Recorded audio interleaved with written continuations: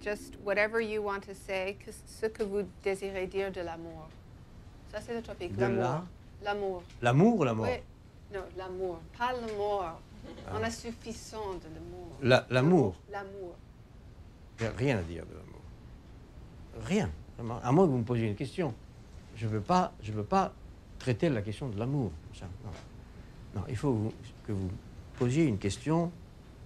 Je ne suis pas capable d'improviser des généralités sur l'amour, comme ça. Je ne suis pas capable. Peut-être que c'est ça que vous voulez, que je dise que, devant votre public que je n'ai rien à dire de l'amour en général. Ok. Pouvez-vous expliquer pourquoi c'est un sujet qui concerne les philosophes depuis des siècles? C'est un important sujet philosophique, n'est-ce pas? Je suis pas... Non, il faut pas me demander ça. Pourquoi les philosophes ont parlé de l'amour? Ça a commencé comme ça, la philosophie.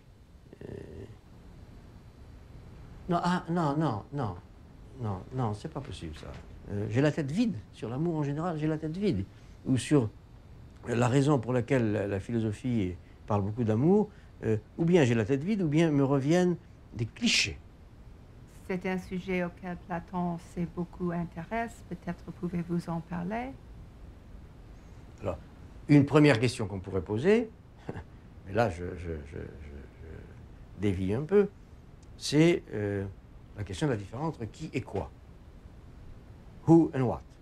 Est-ce que l'amour est l'amour de quelqu'un ou l'amour de quelque chose?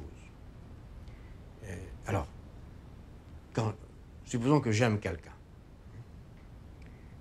Est-ce que j'aime quelqu'un pour la singularité absolue de ce que quelqu'un est?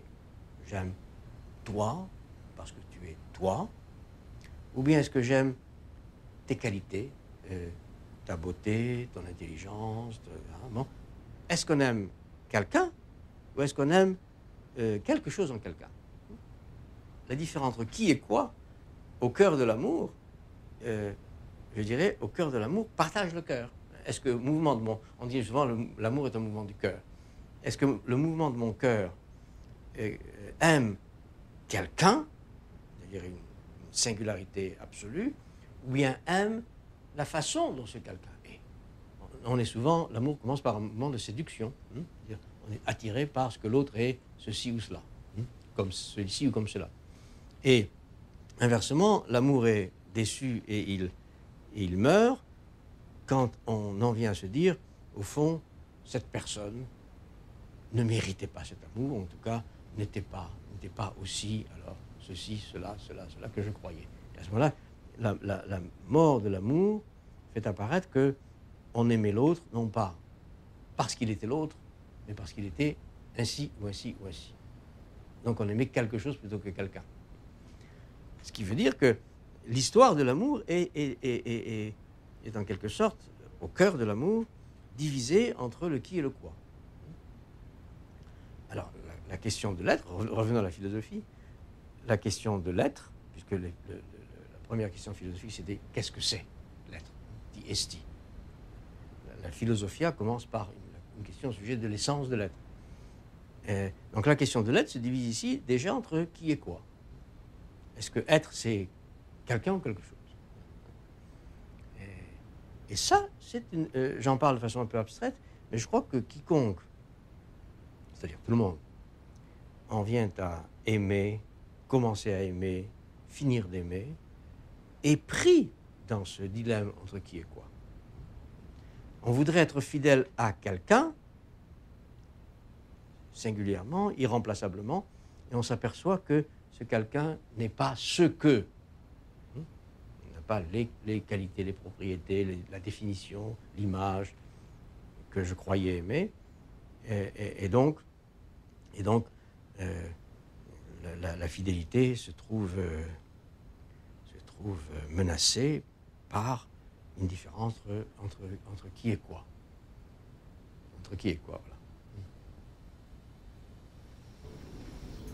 And what do you think of my...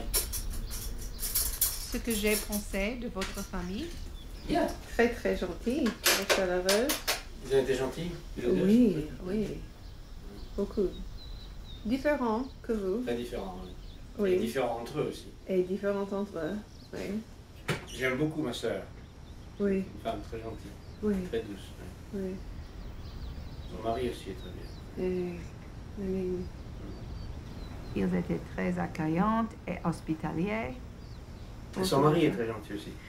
Ma sœur est quelqu'un avec qui jamais, pendant toute ma vie, je ne me suis disputé si peu que ce soit. Il n'y a jamais eu, entre ma sœur et moi, le moindre petit, how do you call this?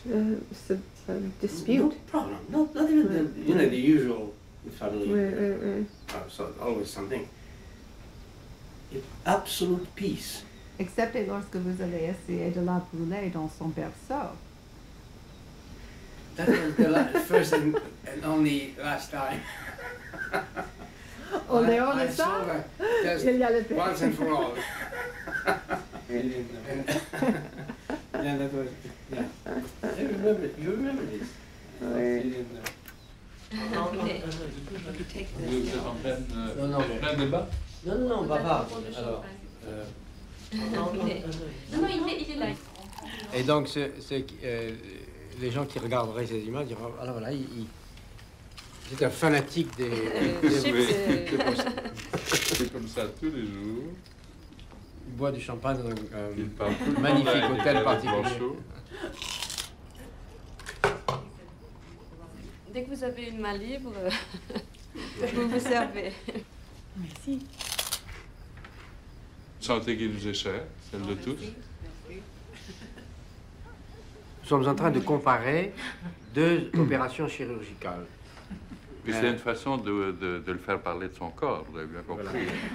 Voilà. Ouais, Hôtel avec particulier. Blanchot, voilà. J'ai beaucoup écrit sur le calcul de ma mère. Si ça vous intéresse, depuis qu'on parle de calcul, ma mère, à l'âge de 47 ans, on a découvert qu'elle avait, par hasard, elle avait mal, elle digérait mal. Hein. On passe une radio et on voit d'énormes choses pierreuses dans un rein. Et on l'opère pour enlever les choses, et puis on n'a pas pu enlever parce qu'il y avait un gros calcul comme ça, et vraiment comme ça, et un chapelet d'autres autour, et ils ont été obligés d'enlever le rein. Et donc ma mère a vécu avec un seul rein de l'âge de 47 ans à l'âge de 90 ans. Et elle avait toujours, à la maison, elle avait ce calcul qui était spectaculaire.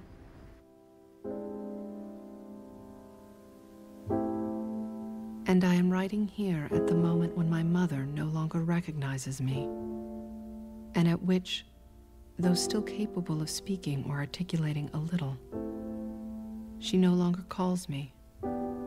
And for her, and therefore for the rest of her life, I no longer have a name. That's what's happening.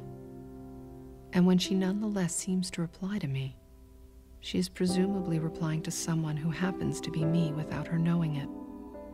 If knowing means anything here. Like the other day in Nice, when I asked her if she was in pain. Yes. Then where? It was February 5th, 1989. She had in a rhetoric that could never have been hers, the audacity of this stroke about which she will, alas, never know anything, no doubt knew nothing, and which piercing the night replies to my question,